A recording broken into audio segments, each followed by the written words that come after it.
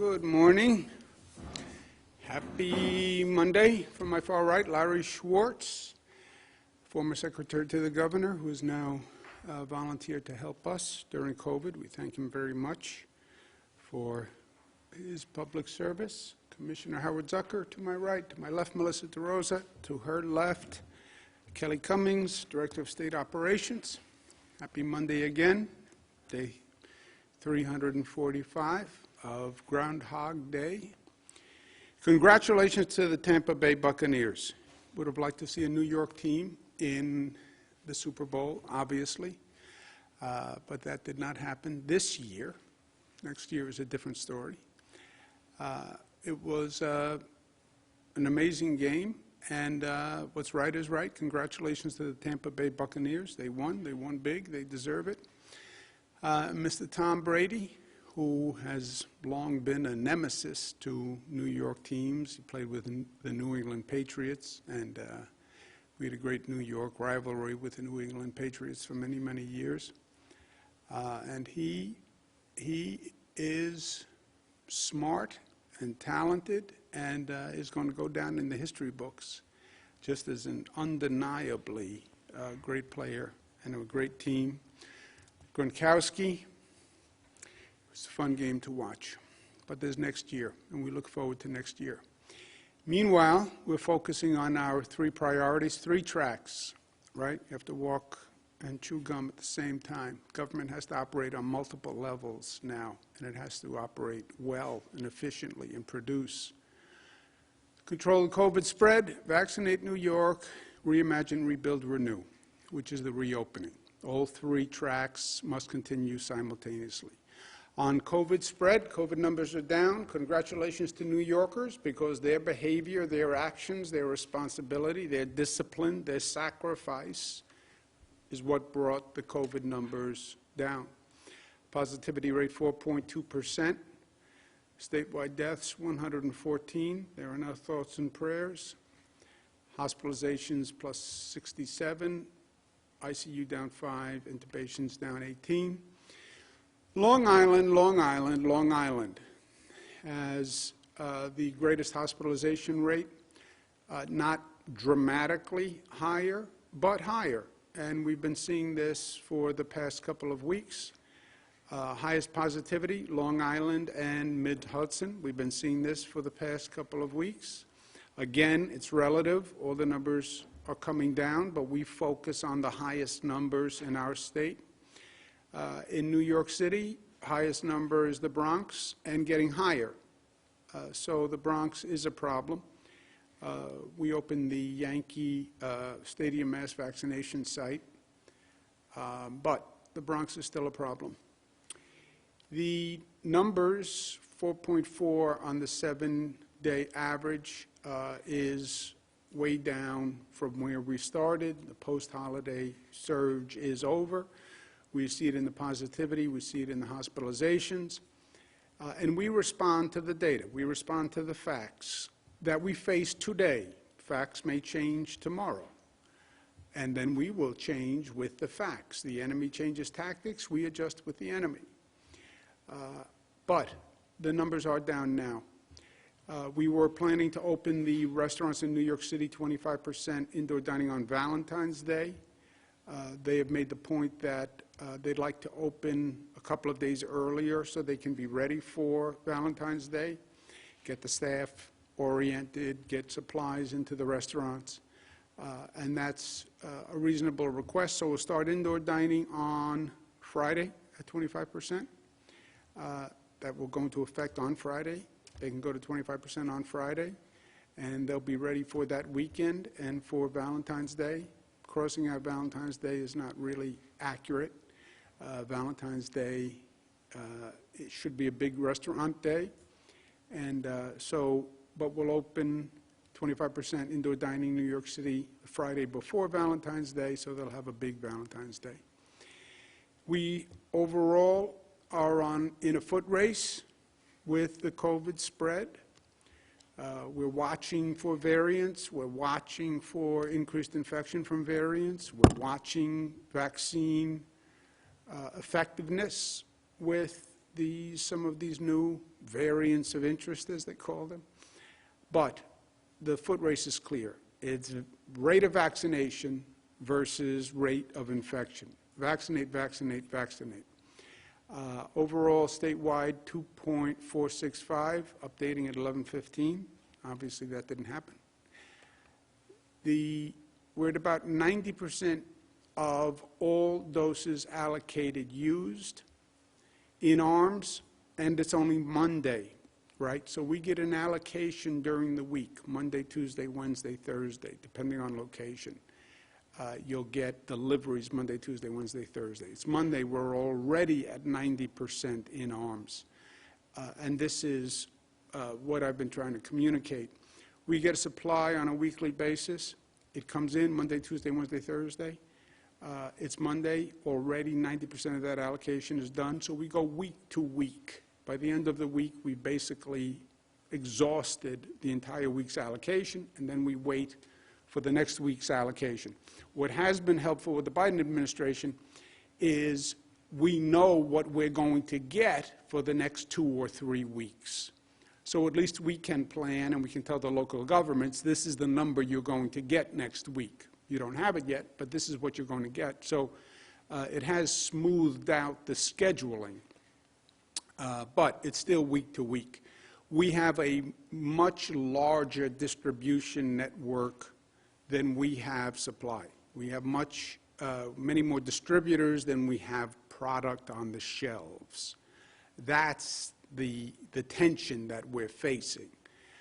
And that's why you have so many people chasing vaccines every week and vaccine appointments. But at one point, the supply will increase, and we want to be ready when that supply increases. We have prioritized healthcare workers, doctors, nurses, our frontline heroes. We've focused on hospitals administering to those nurses and doctors. They're exposed most. They would be super spreaders if they get it. And if they get sick, the hospital capacity comes down. We went from 63% on January 18th. We made a big push. We got to 72%. Between the 25th and today, we're at about 75%. So we're really hitting the refusal rate or the maximum rate that these hospitals can get done. Since we are at that maximum peak number, there are still hospitals that are slower than other hospitals, which I'll mention in a moment. I've told the local health departments for weeks to get after those slow performers. But we're going to take the excess allocation from the hospital workers and use it for people with underlying conditions, comorbidities. This week, they have the vaccines to vaccinate their workers and finish, but this is it. It will have been over 2 months that they had the vaccine for their hospital workers. And they were charged with the responsibility of making sure every hospital staff person who would take it has taken it. Hospitals can't say to a nurse, you must take the vaccine. The nurse has the right to decline. But I want to make sure every nurse had the option, every doctor had the option to take that vaccine. If they don't want to take it, at one point we understand and we'll give it to somebody else. So this is the last week for that. There is still a gross disparity in the high-performing hospitals and the low-performing hospitals. And again, I asked the local health departments to look into this. But how do you have some hospitals at 100% and some hospitals at 40%, 50%? Something is just not right somewhere. I've been on the calls with the hospitals myself. I understand that there's a declination rate. I understand that there may be, that there are racial differences in declination rates. I get that. But it still doesn't add up in my book, because you still have some hospitals in the same region with the same demographics of the same workforce, and you have a gross disparity. So the New York State Department of Health is going to review those slow vaccinating hospitals. We want to understand why and how, but we're also going to use the excess supply for those with pre-existing conditions. That will start on February 15th. We have a list on the website of what the comorbidities are. That's basically a clarification of some of the specifics of the federal CDC guidelines. And these will be statewide regulations defining comorbidity for any site in the state. People with comorbidities can begin making appointments on the state sites February 14th to open February 15th. On the local health department sites, the appointments can start on the 15th. We'll leave it to the local health departments about when they start scheduling, but they can't schedule an appointment to be performed before February 15th. Local health departments want to coordinate with their hospitals, with their local doctor networks. That is up to them how they do that. You do need, this is for people with comorbidities as defined by the CDC and state guidelines. And the state guidelines are just a refinement of the CDC guidelines. There will be validation of the comorbidity. People will need to bring a doctor's letter or medical information that evidences that they have this comorbidity, or they now sign a certification when they get the vaccination. They'd have to certify that they have a comorbidity. Those three options are all available. We'll leave it to the local health department about to determine what exact validation they want, but they have to validate. And the state will audit the local validation system in coordination with a system called Tiberius, which is the federal data system that we all signed on to that actually documents where the doses went. This is a precious resource.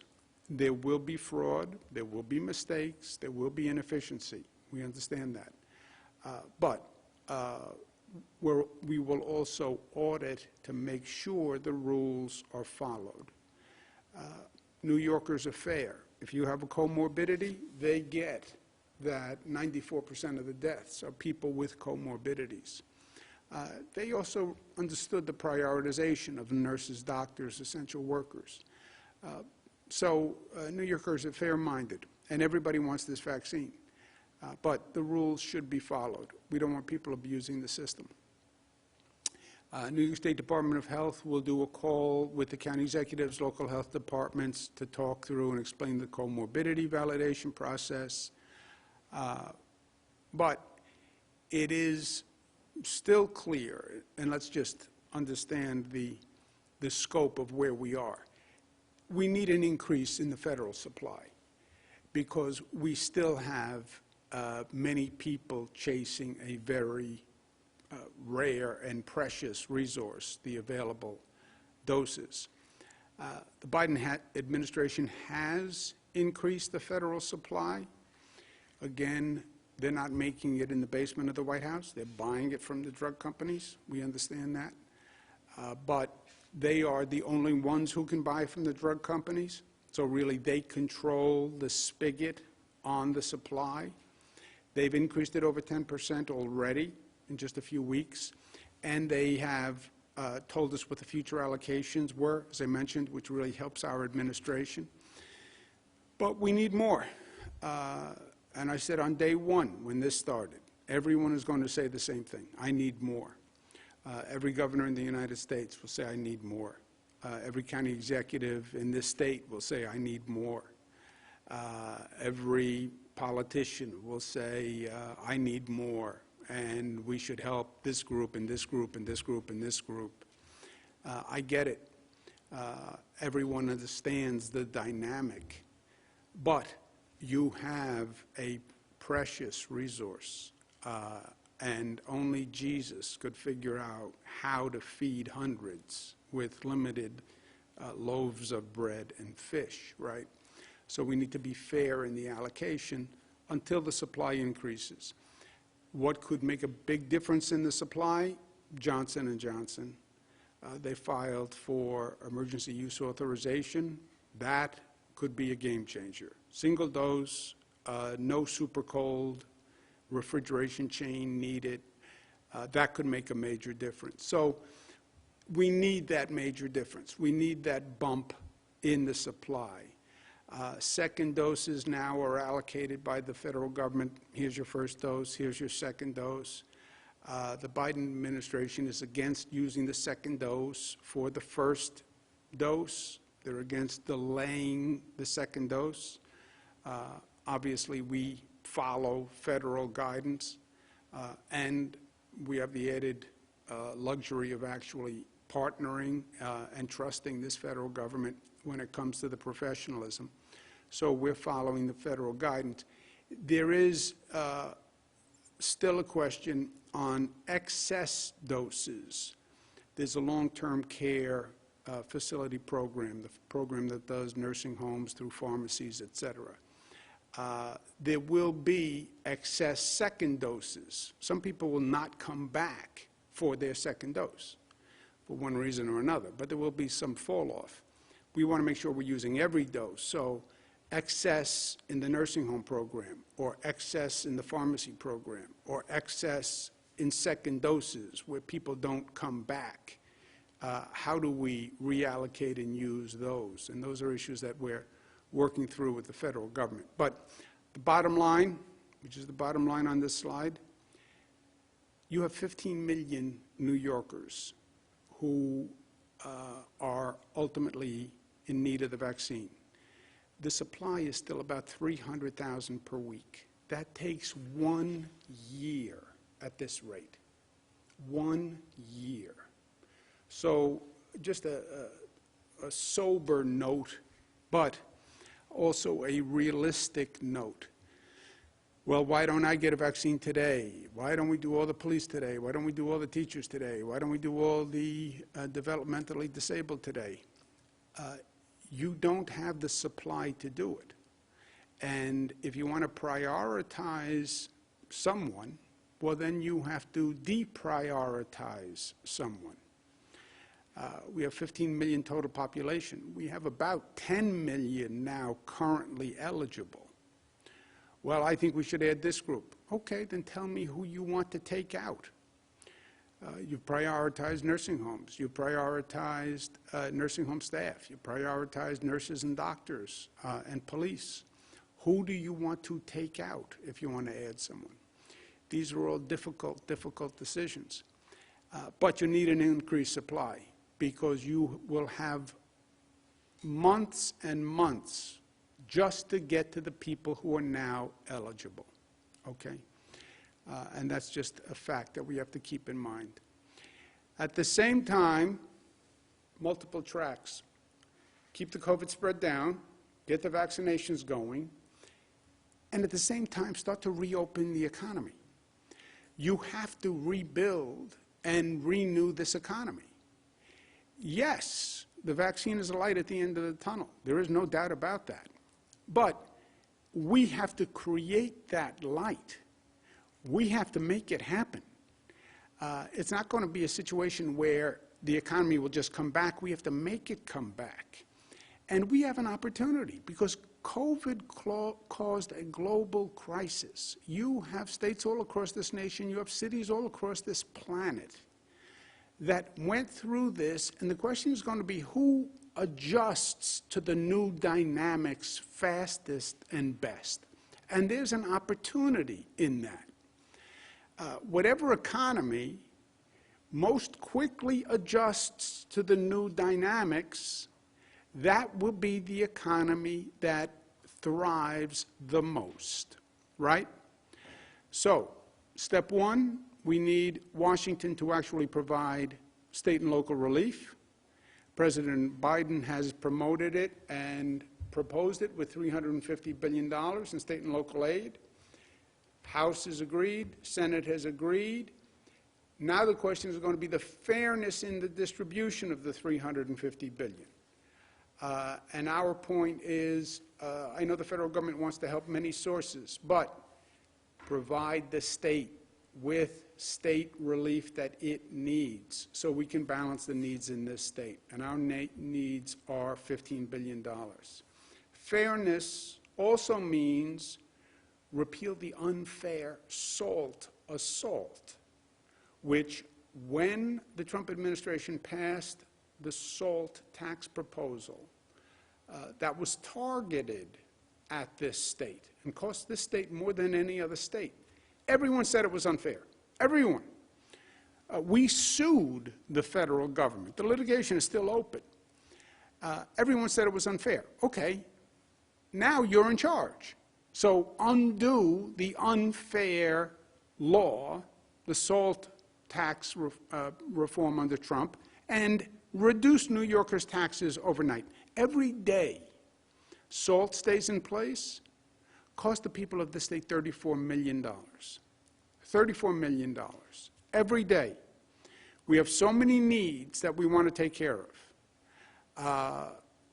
And bona fide needs. And it's all about resources. And every day we send $34 million more to Washington because of this SALT law. Anyway, the economy is not going to come back on its own fast enough. It's not about taking the posture of, well, the economy will come back when the economy comes back. No. We have to bring the economy back. It's how fast we reopen, how we reimagine, how we rebuild. This is not a passive time in life. This is a time where our actions will dictate the consequences. So we want to be aggressive about the reopening. Cities have taken a real blow during COVID. That's true internationally for a confluence of events. But what makes a city, and the reason why people live in a city rather than in a home in a rural setting, is that a city provides cultural and creative synergies. That's what makes a city a city. That's why people want to be in density, because they want that energy, they want that stimulation, they want that sharing. A big part of that is the arts and the culture. And that has been shut down all across this country. It's taken a terrible toll on workers, actors, performers. We're going to accelerate that with something called New York Pops Up. And this is really cool and creative. It's the first initiative in the nation that will accelerate the restoration of the arts and performances and creative energy. You have an entire sector of the economy that has been out of work. We talk about the restaurant workers and people who've been hurt at work. When you shut down Broadway, when you shut down movie theaters, you stopped an entire industry. Everybody understands why, but we have to now nurture that industry to bring it back. And again, it is vital for our cities to survive. The arts industry workers, many of them have been out of work since March. So we're going to accelerate that reopening with 300 plus pop-up arts events all across the state. 300 events in 100 days of pop-up performances. And these are just pop-up performances. They're free. They are not designed to be pre-scheduled and draw a crowd, because we actually don't want the crowd. But we're going to have the pop-up events happening all across the state, over 300. And they will be happening over 100 days. And it's going to be exciting. These will then be in-person pop-up entertainments with really great entertainers. And then they will be shown online, so there can be a social media presence to these online performances. Again, we're trying to thread the needle. We want the performances. We don't want mass gatherings. We don't want large crowds. So pop-up performances that will surprise people and bring the arts back. It will engage the acting and artist community that is very excited about this. And then it will have an online presence. It is an organic effort. It's being driven by artists themselves who are organizing the community and organizing the events. And they've already put together a list of really great performers, many of whom have been idle for months, and they want to be part of restoring the arts. They want to be part of restoring New York and bringing joy to people. So they've already enlisted quite an impressive list of people who will be participating in the online pop-ups. Opening day is February 20th. There's going to be a special performance at the Javits Center as a tribute to healthcare workers who really have been phenomenal heroes all through this. This is who's going to perform on the opening weekend. We're also going to have a special series of events in Brooklyn, New York, so this is going to be exciting. Sunday, Garth Fagan's company will have a special performance at the Magic Spell Studios at RIT, Rochester Institute of Technology, as a tribute to the staff at RIT, which just did a magnificent, magnificent job. So this is exciting, it's different, it's creative, but these are different times, and we have to address them.